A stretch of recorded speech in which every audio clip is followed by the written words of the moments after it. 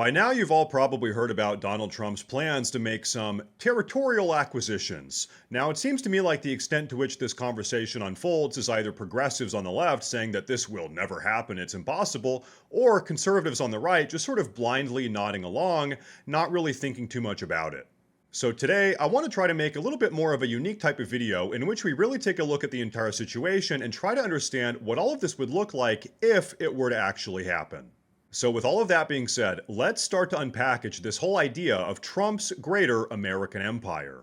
So first off, Trump has made 4 big statements regarding his goals for the Western Hemisphere. Trump has said that he wants to retake the Panama Canal, which we originally built and completed in 1914. Trump has said that he wants to purchase Greenland, which is currently kind of owned by Denmark. We'll talk more about that later. Trump has said that he wants to declare war on the Mexican cartels, working to completely eradicate them from existence, and perhaps most controversially, Trump has said that he wants to annex Canada as our 51st state.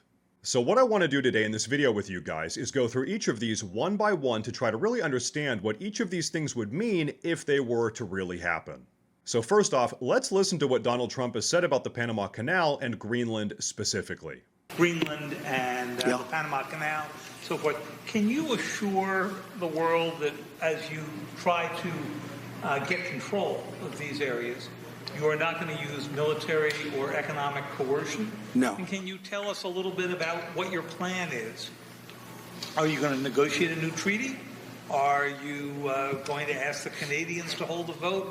What is the strategy? Yeah, I can't assure you. You're talking about Panama and Greenland. No, I can't assure you on either of those two. But I can say this. We need them for economic security. Okay, so directly from Trump, we're given 2 ideas. First, he's not willing to rule out economic or military coercion to get control of the Panama Canal or Greenland. And second, America needs to control these 2 locations for economic security reasons. Now, regarding these economic security reasons, let's look at the Panama Canal first. As you all know, the Panama Canal is massively important for global maritime commerce, with the canal offering a direct link between the Atlantic and the Pacific. Without the Panama Canal, boats would have to sail all the way down around Latin America. No bueno. And so very clearly the concern is that China is slowly beginning to exert influence over the Panama Canal, ultimately looking to take it for their own. And so obviously this isn't good for the interests of America, not even to mention that we built it. But now here's the thing. The 1999 Canal Treaty that we signed with Panama stipulates that America is allowed to militarily defend the canal. So in all likelihood, what Trump is looking to do is perch up at the canal with an American military presence in order to reassert our claim, to reassert our dominance over the canal, which is something that, by the way, we legally have the right to do. Now, Greenland is a little bit more complex. Greenland is part of the Kingdom of Denmark, but Denmark doesn't technically own Greenland. Greenland has its own autonomous government, but to formally gain 100% independence from Denmark, Greenland would have to have a referendum and the people would have to vote for it. Now, worth noting, just a simple majority of 50% plus 1 would be needed to vote for independence to make it happen. And here's the thing. In 2008, Greenland held a vote for increased independence from Denmark, although not full autonomy, and 75% of Greenlanders actually voted for it. What this means is that if America were to make an enticing offer to Greenland, it's possible that they'd be willing to strike up a deal. Now, as for why Trump wants Greenland, Greenland borders a huge stretch of the Northwest Passage, which, similarly to the Panama Canal, ultimately connects the Atlantic to the Pacific. So once again, this stretch of water is huge for maritime commerce, but also national defense. And as we now know, both China and Russia regularly use the Northwest Passage in order to send their submarines all over the world. So Trump wants to lock down this passage in order to keep an eye on what China and Russia are up to. And then on top of all of that, Greenland also has massive energy reserves, uranium deposits, and tons of rare earth materials, so that probably has some factor here as well.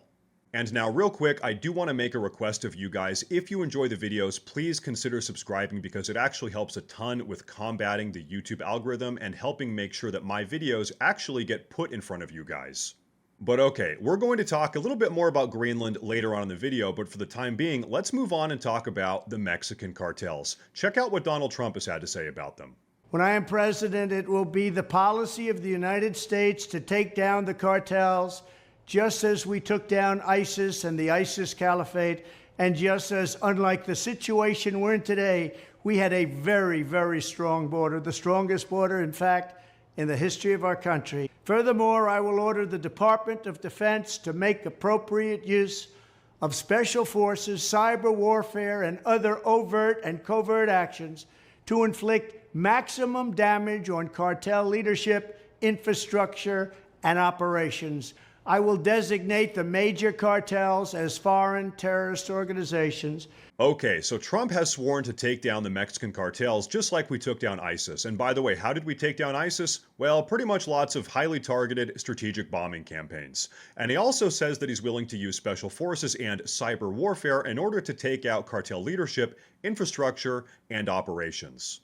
So honestly, to me, this sounds like with or without Mexico's approval, we're going to be taking out the cartels by any means necessary. We need to keep in mind that Mexico is effectively an entire country run by the cartels. The amount of violence and corruption that goes on down there is frankly unimaginable, and that's all fine and great for them, but we have a serious problem when their issues start spilling over into our country, and they have, and now we're going to have to do something about it. And so then we get to Canada, which is probably the most controversial component of Trump's Western Hemisphere foreign policy. So let's see what Trump has to say, then we're going to talk about it. If we were to work under the assumption that you're serious about making Canada the 51st state of the United States, the leader of the Conservative Party in Canada said, under no circumstances will it ever be the 51st state. Maybe he won't win, but maybe he will. I don't care. You had suggested. Listen, I don't care what he says. But Sir Lopez, you said you were considering military force to acquire Panama and Greenland. Are you also considering military force to annex and acquire Canada? No, economic force, because Canada and the United States, that would really be something. You get rid of that artificially drawn line, and you take a look at what that looks like, and it would also be much better for national security. Don't forget, we basically protect Canada. And so what do you immediately notice? Trump seems very matter-of-fact and almost dismissive about the entire topic. It's going to happen, that's the way it is, no ifs, ands, or buts about it. And he's willing to use economic leverage, not military leverage, to make it happen. And so I think Trump wants Canada for pretty much all the same reasons that he wants Greenland pretty much. Northwest Passage, natural resources, national defense, maritime commerce, all of those things. But here's the problem. It seems like, generally speaking, both conservative and progressive Canadians aren't actually too fond of the idea. They don't want to join America. Beyond that, if it were to happen, would they become the 51st state, or would they become a territory like Puerto Rico, for instance? And the same question can actually be asked about Greenland as well, by the way. Because if Canada or Greenland end up becoming U.S. states, then they get state senators, they get House representatives, they get to vote in U.S. elections, and keep in mind, my fellow America First MAGA viewers, Canada has a population of around 40 million people, just about the same population size as California, and by the way, I think it's fair to say that Canada is just about as progressive, if not more so, than California. So if Canada were to actually become America's 51st state, guess what? The progressives would likely get another 54 electoral college votes, approximately. Meaning that any sort of long-term America First, Make America Great Again type of movement would pretty much never happen. So if Canada wouldn't become a state, would they be interested in becoming a territory owned and operated by the USA but without any representation in the federal government, similar to Puerto Rico? Yeah, probably not. Now, could we work out some sort of North American defense agreement where Canada gets to remain autonomous, they get to remain Canada, but we get to set up naval monitoring bases on Canada's northern shore? Yeah, absolutely, probably. That's the most likely outcome here. But hey, this is my breakdown of why Trump has been talking about Canada, Greenland, the Panama Canal, and the Mexican cartels so much lately. I think as we move forward as a country, our focus is beginning to shift away from the Middle East and more towards our enemies to the West, Russia and China in this case, because that's what all of Trump's foreign policy is targeted at right now. He's not just jabbering about Greenland, for instance, for no reason. There's a very clear strategic purpose for trying to make that territorial acquisition. Now, this is probably the longest and most detailed video that I've made for you guys so far, but I do think it's an important one. So if you guys enjoyed it, please like the video, please drop a comment down below. Please consider subscribing if you enjoy the videos, if you enjoy the content. It really helps a lot. Thank you all for watching, and as always, stay safe.